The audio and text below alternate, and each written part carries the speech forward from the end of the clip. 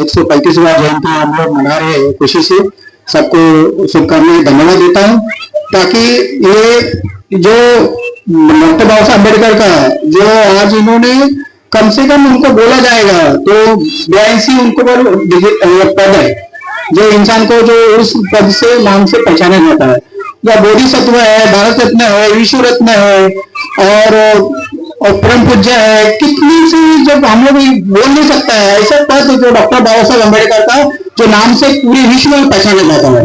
और ऐसे महापुरुषों के साथ में हम लोग कहीं पे हम लोग कहीं बैनर लगाते हैं तो हम लोग कुछ भी उस बैनर पे लगाना जाओ तो हम लोग कुछ भी एक पेड़ का धूल भी नहीं हम लोग नहीं समझते।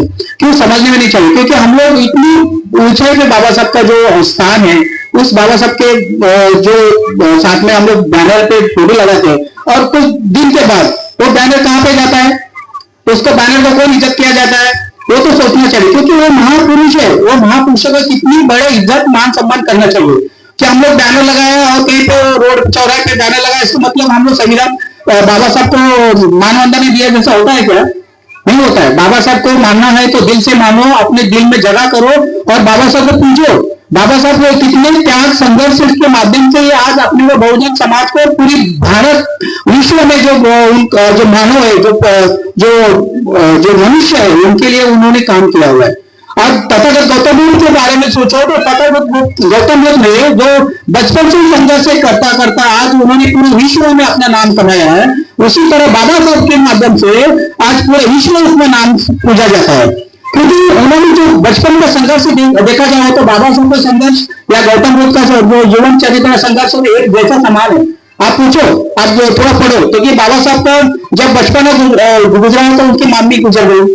गौतम बुद्ध का मां जब पैदा हुआ तो जब उसका मां भी गुजर गई। तो ये जो बाबा साहब का और गौतम बुद्ध का जो जीवन चरित्र जो संघर्ष है वो कहीं ना कहीं मिले जुले रहता है। और अपने को पता चलना चाहिए कि बाबा साहब के इतने महापुरुषों ने संघर्ष करने के बावजूद अपने बहुजन को अपने ये मनुवादों के ऊपर जो इतना बड़ा उन्होंने फटका मारा हुआ है वो हमेशा के लिए वो याद रखेंगे। और बोलते हैं ना जो छुआछूत है, जो चमार है, अभी भी बहुत सारे समाज में बहुत सारे राज्यों में अभी भी भेदभाव किया जाता है। अभी भी समाज में लोगों को जो उस नीच के भेदभाव से मारा जाता है, पीटा जाता है, अपने बहुजन समाज के ऊपर शोषण किया जाता है। तो ये कहीं तो बहुत सारा सोचने वाली बात है। क्योंकि बाबा साहब का आज जन्म होने के 135वां साल हो चुका है और भारत स्वतंत्र होने के बाद भी इतने 75वां जो स्वतंत्र हम लोग महोत्सव बनाया है। तो आज भी लोग मनुवाद लोग क्यों कर रहे हैं कि हम लोग बहुजन समाज आज भी हम लोग एकत्रित सोचते नहीं कि पूरी विश्व में ये बहुजन समाज हम लोग 85% हम लोग है।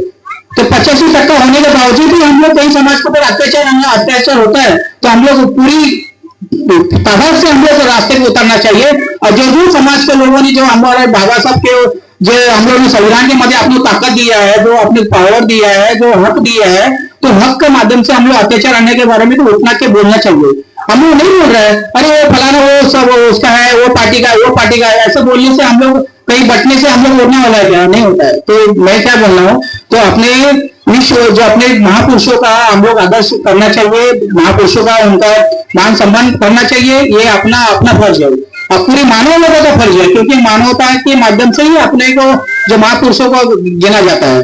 तो मैं ज्यादा नहीं अवसर पे बोला जाता हूँ क्योंकि महापुरुषों का जो जयंती हम लोग मनाए 11 तारीख को महात्मा ज्योतिबा फुले का जयंती हुआ है, 9 तारीख को सम्राट अशोक का जयंती हम लोग मनाए।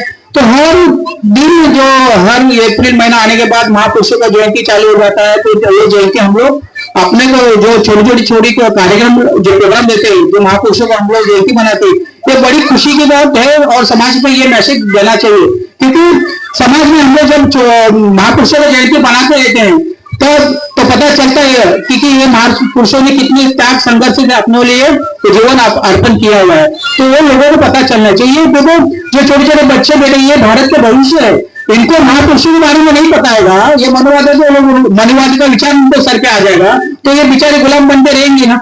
तो महापुरुषों का महत्व हम लोगों को पता चलना चाहिए, महापुरुषों ने अपने लिए क्या किया है। तो ये सब भविष्य के बारे में पता चले।